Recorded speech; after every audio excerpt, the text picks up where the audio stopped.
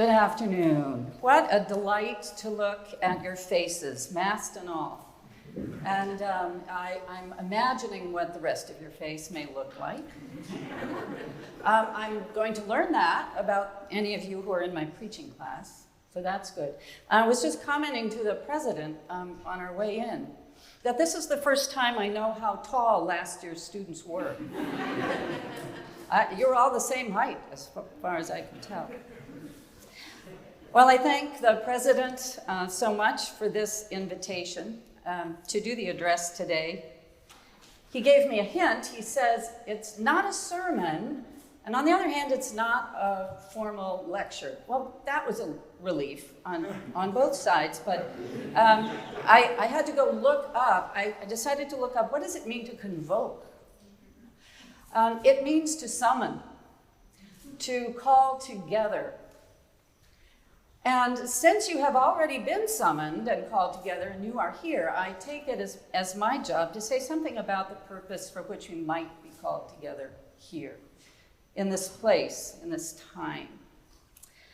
Almost precisely 18 months ago, as has been mentioned, COVID-19 dramatically interrupted all of the lives that we had taken for granted. And pretty soon a national emergency was declared, and you remember how shoppers descended on the paper goods shelves like a swarm of locusts at 6 o'clock every morning? At least that was reality out here. Then came the weariness of the lockdown and the isolation, the endless footage of closed businesses, closed churches, closed everything. And against a backdrop of boarded up businesses and crooked signs that said closed indefinitely, newscasters interviewed frightened business owners and terrified hourly workers who didn't have the money for the rent. We were at war with an enemy we could not see, and it brought other enemies in its wake. That constant low-level anxiety for nearly all of us, depression, some heartbreaking loss very soon. It brought that sense that the place where you were was entirely too lonely and too crowded at the same time. But soon there were other stories interrupting that endless litany of despair. Stories of men and women and children who responded to this massive interruption with interruptions of their own. Startling acts of unselfish kindness, sometimes at great risk to themselves. A newscaster interviews a maintenance worker who decided to give all of his cachet of N95s to the emergency room because he figured they would need them more. A restaurant owner, instead of letting her kitchen stand idle these months while she is closed, brings her workers back into the kitchen and supplies hundreds upon hundreds of meals. A hospital nurse stays on her unit long after her shift is over because she doesn't want that patient to die alone. She knows the staff coming on shift will have another half dozen in desperate shape, and they won't have time for the one whose situation is irreversible anyway. Some called them heroes, and it was interesting how so many resisted that label, wasn't it? They said, I was simply fulfilling my vocation. I was doing my job. The choices such people made, it seemed to me, flowed from something more, though, than simple kindness or even duty. They were actions of mercy. Mercy. What is it? Mercy, I mean literally the word mercy, got my attention one winter afternoon back in 2017. I was on my way somewhere, don't know where. My route took me past a Catholic parish church. And dominating the front lawn was an enormous white banner. It was stretched between two tall poles, and it had one word on it in enormous letters: mercy. Mercy. why this unadorned, unexplained message? Why was it still there weeks, months later, when I would drive past the church and then all at once it was gone and I missed it? Later, I decided to investigate, and I learned this. Pope Francis declared what was called an extraordinary Jubilee Year of Mercy from the end of December of 2016 through November of 2017. A Jubilee Year of Mercy was in itself not new.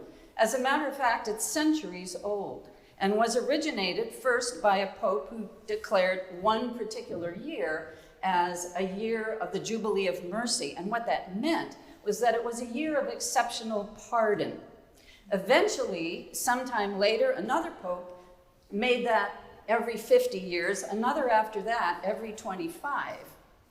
But 2016 and 17 would not, according to the church calendar, have ordinarily been a year of the Jubilee of Mercy, hence the term extraordinary. And the reason that it took place is that Pope Francis was signaling to the church and to the world what would be one of the distinguishing marks of his presiding over the life of the Roman Catholic Church. He wanted to focus the attention of the church and the world on mercy in two senses. First of all, as always, it was a year of exceptional pardon. As a matter of fact, the Pope declared that persons who had experienced an abortion, experienced divorce, could be pardoned in the rites of reconciliation, what used to be called the rites of confession and absolution. Some of the church focused, understandably, on the overwhelming accumulation of evidence for clergy sexual abuse, arguing that there must not be any easy pardon for sex offenders. What about mercy? What about justice for their victims? Interestingly enough, that concern has borne fruit just 2 months ago, as you probably or maybe read, as recently as June 21st of this year. Now, sexual abuse, physical abuse, emotional abuse, and covering up such abuse has been declared a crime under the law of the Roman Catholic Church. But Pope Francis had another almost equally strong concern, and that was for the second meaning of mercy. Mercy as the concrete expression of care and the expression of deep engagement with sufferers, especially the voiceless and the poor. Declaring that mercy is the very foundation of the church's life, Pope Francis defined mercy this way. He said, mercy is willingness to engage the chaos of the other. Mercy is willingness to engage the chaos of the other. Well, for any of you who for any length of time at all have gotten involved with a situation of suffering on any scale, that word chaos rings true. Suffering of any kind, I found when I was doing pastoral care in a church in Pennsylvania. That was one of the chief areas of my responsibility. Whether it was bereavement, divorce, displacement, injury, illness, a teenager or a young adult who was manifesting the symptoms of onset of mental illness, abuse, whatever it was, it brought a whole host of other demons in the door. Indeed, suffering is chaos.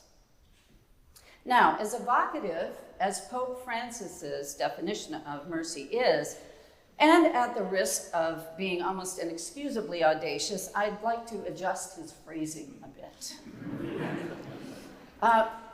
Mercy, and Pope Francis, I believe in other contexts, insists on this himself, goes further. We might more accurately put it this way. Mercy is willing engagement with the chaos. Not just willingness to engage, but is the willing engagement with the chaos of the suffering other. Mercy is action. It is body to body. It's on the ground in a specific context. It's local. It's risky. It is the self put at risk for the sake of another. Pope Francis's thoughts on the subject of mercy really closely follow the lead of John Sobrino, who had written a collection of essays published in 1994 called The Principle of Mercy, Taking the Poor Down from the Cross.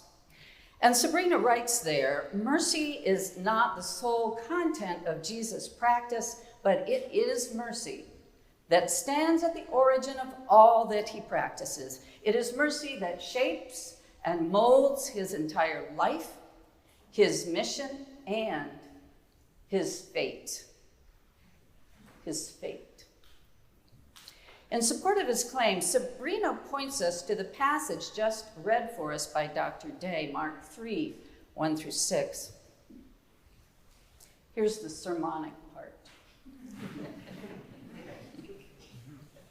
Mark 3 opens on the scene of another kind of a convocation. This convocation is the gathering of the population of a Jewish community in its synagogue on a Sabbath day. Look around. Who is here? First, in the synagogue that day, there's a bigger than usual crowd. That's because Rabbi Jesus has been appointed today to read the text and to comment on it. And his reputation as a healer is drawing even the less faithful curious. Jesus is at the front of the room, and on either side of him are a crowd of the scribes and Pharisees. We all know that phrase, the scribes and the Pharisees. They're there, they're the interpreters and the guardians of the sacred law of their people. And they find Jesus very disturbing because he shows little regard for sacred policy and protocol. It is becoming the source of deep unrest in many communities.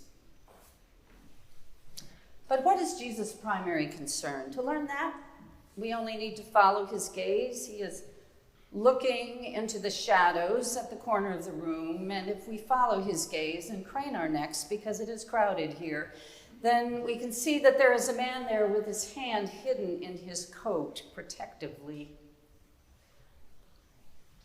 Suddenly, Jesus raises his voice. He points straight toward the man and he says, "You, come here." Actually, as the common English Bible translation says, "Come, stand here where people can see you." That is not what a man with a life-compromising disability wants to hear. He does not want to be visible. But forward he goes, the crowd parts. Was it out of respect or because they did not want to touch him? And then telling the story later, maybe the man with the disabled hand remembers how Jesus says, "Stretch it out. Do what you cannot do, stretch it out." And he may remember the heavy silence, like the eerie quiet before the first crack of a thunderstorm. And he withdraws the hand and he stretches it out. Jesus turns to the man, and the man looks at him, and he sees something in Jesus' face, which he hasn't seen for a long time, and that is compassion. And maybe he looked at his healer and wondered why he saw something else too that he couldn't quite identify. Well, Mark identifies it for us. Jesus was enraged. Mark states it in the strongest possible language. Jesus is enraged, says Mark, at the hardness of their hearts, these guardians of the law hissing their disapproval. And we, sympathetic readers of the text that we've been taught to be, are angry at them too. But maybe we need to reconsider from another point of view. It's worth remembering that all of this is unfolding amidst Roman occupation. And that helps us remember what Sabbath, what Shabbat meant to those scribes and Pharisees, and in fact to all the people. The Jews are living under this heavy and often fickle hand of Rome. They've been stripped of their self-determination. The land is no longer theirs, and they have to live off what's left after they've paid taxes that are extraordinary. Nothing is left of their identity but their religion. their worship, the pattern of their shared life, which is dictated by religious laws they regard as the very gift of God. And one of the features of their collectively unique life, even under Roman occupation, was their marking of time. The linchpin of this sacred structuring of time is keeping Shabbat week on week, the seventh day. The well-trained experts flanking Jesus that day in the synagogue see their role of ensuring right observance of Shabbat as a sacred trust. It is God's gift. It is God's instrument for the survival of the nation's covenanted life, its connection to God, its connection to identity, and its connection to hope. According to the commentaries of some of the rabbis over time, keeping Shabbat was the cornerstone of God's covenant with the chosen people. And in terms of time, it was the pivot point of the world. String together the Shabbats, and you marked months and years and fasts and feasts. String together years of Shabbats, and you had the sacred aspiration toward Jubilee, always cherished, but as far as we know, rarely actually implemented. When in theory, all debts were forgiven, the slaves were freed, and land holdings went back to the original family. As a marker of time, Sabbath pointed backward to the creation of the world, the culmination of which was not the creation of human beings, but the holy rest of God, and it pointed forward to that future horizon of which Isaiah sings. A day on which God would create all things new, including all creatures, all elements of the created order. They knew that vision, no doubt. Shabbat was utterly critical. In fact, some rabbis taught that Shabbat was that stabilizing force that held the world together. And when it ceased to be observed, the universe itself would crumble into chaos. Jesus knows this. But he is enraged. And Mark adds something interesting. He says that Jesus was grieved. For what did Jesus grieve in that holy convocation? Maybe he's grieved not only by them, but for them, grieved for what they cannot see. Again and again, he's tried to show them, interpret to them that the very framework of time is shifting. He's come not only to announce the longed-for reign of God, that new day to which Sabbath points, but by merciful action to bring that new day into concrete being, a new order of things breaking out in their midst. Maybe Jesus grieves because they've lost any sense of expectancy for the inbreaking of that day. And expecting nothing, they miss in Jesus' merciful interruption of the norms and routines, the inbreaking of a new future. But he threatens all they feel duty-bound to keep in place. And so says Mark, understandably. Mark doesn't say that, but I get it. They go from that convocation to plot the destruction of this interrupter of holy time. In their 2014 co-authored book, Preaching Fools, The Gospel as Rhetoric of Folly, homiletic scholar Charles Campbell joins Johan Siljers, a South African practical theologian, to argue that the business of Christians is to become agents of interruption.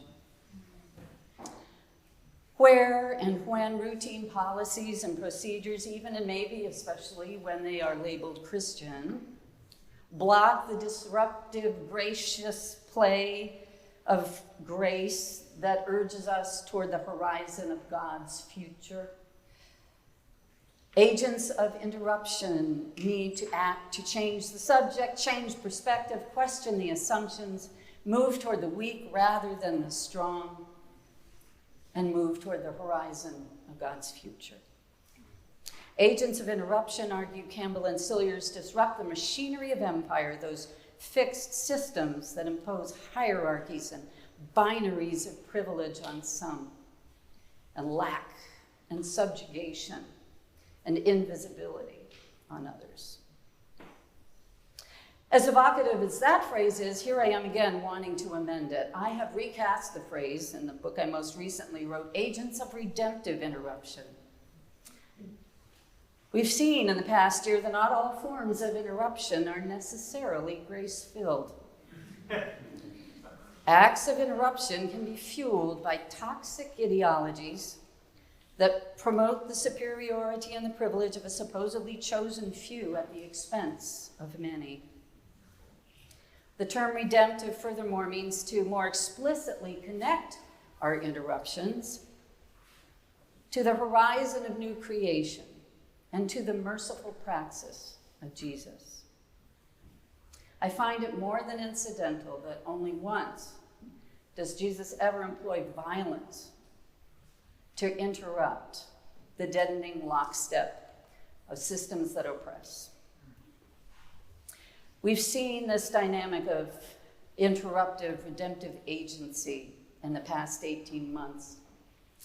Thank God for a young woman who in late May of 2020 became an agent of redemption, whether she meant to or not. She simply refused to turn away from what was unfolding on a Minneapolis street corner, and she refused to turn her camera away or to turn it off. And then she had the courage to share what she had seen so we could see it. Thank God for the throngs who filled city streets to say this could not, would not stand. Thank God for George Floyd's courageous family, for those who prosecuted the case and won. And we still see agents of redemptive interruption anywhere when a building crumbles, extinguishing the lives of dozens, when drought grips the West, when wildfires rage, when earthquake ravages Haiti yet again, and floods sweep away life and livelihood, agents of redemptive interruption willingly engage the chaos of sufferers. Well, as the pandemic loosens its grip, churches and theological schools are reevaluating, reconsidering their priorities. So here's my question. What might it look like for us as a community now convoked, summoned to this theological school to embrace the lived praxis of mercy? Not just the idea of mercy, but the messy kind of mercy.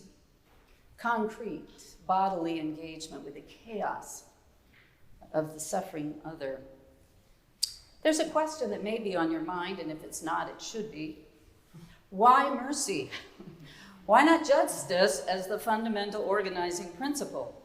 Well, back to Sobrino. The gritty, bodily engaged praxis of mercy, Sobrino argues, is the prerequisite to apt justice work. It is, in fact, the most direct doorway into real-time justice calculated to address the on-the-ground issues of a context. Mercy implies and entails justice. Mercy draws us to the center of the chaos of suffering, and it positions us to see how the machinery of injustice works. Justice work interprets that machinery and figures out how to break it. A second point, this time it's mine, not Sobrino's. It's possible to be very into justice. You can read about justice, you can write about justice. You can throw justice into every other sermon you preach. That might be a very good idea. You can like justice on Facebook. You can take its picture and send it on Instagram. You can tweet and retweet justice. You can do all of this and never leave your couch or your office. I have some personal experience with that. You can even feel quite a bit of compassion from the comfort of your couch. But the mercy Pope Francis was calling his church, and all Christians too, is compassion that moves, compassion that gets on the ground, the compassion that waits to hear the whole story. Mercy is compassion with dirt on its hands and blood and tears soaking its shirt. Students, whether you are new here or just new to being on campus, or whether you are seasoned and you're glad to be back, here's good news. You can make some choices about your learning strategies here. There are different ways to navigate the curriculum, but I want to encourage you. There are instructors and administrators all over this place dedicated to finding more ways, more access points for you to get involved with the chaos of other lives, very different from your own. It can happen in a well-chosen field education placement. It can happen on an internship. But formalized or not, I encourage you to forge a connection that puts you in the company of chaos, the suffering of someone other than yourself.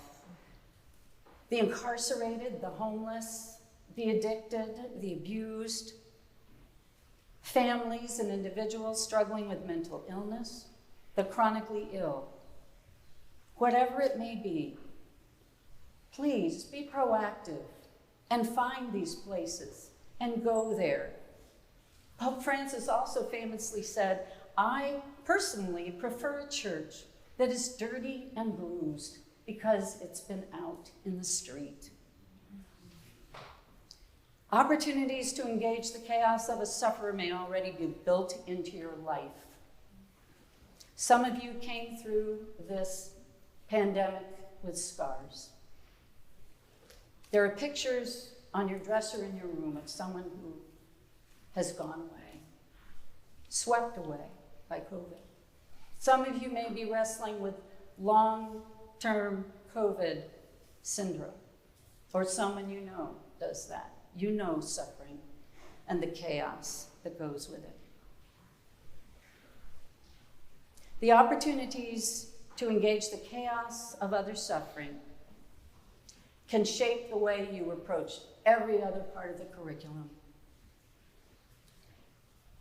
You can read theology with those sufferers at your side. You can inquire into the biblical text and ask what it has to say to the chaos that you know. You can learn about justice and even mercy other ways, of course, by reading other people's experience, and that might do you and eventually a lot of others some good. But if your hands don't get dirty or your heart never gets broken by the chaos of another, the out there, not like you other, you might suffer from an incomplete theological education. Chaos will bring you to the pulpit telling a more credible story. Be open then to the interruption of your theological education by cries. Learn from those who are agents of redemptive interruption, and I will go further, as the title says, provocation, because sometimes interrupting isn't enough. You need to keep interrupting till you're a provocation. God's future is out there and already on the way. It began when Jesus, the crucified, became the risen Lord of a new creation. It's already begun.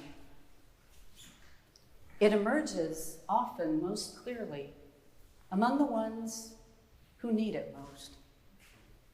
So, if you embrace the chaos, my guess is it's out there somewhere in the ash or in the rubble or the mud, inside the shelter or in that small town on the other side of the world that you will go to. And you'll find yourself suddenly witness to nothing less than God's interruption of ordinary time and ordinary place. You will be a witness to the inbreaking of God's fashioning of a new heavens and a new earth in the here and now.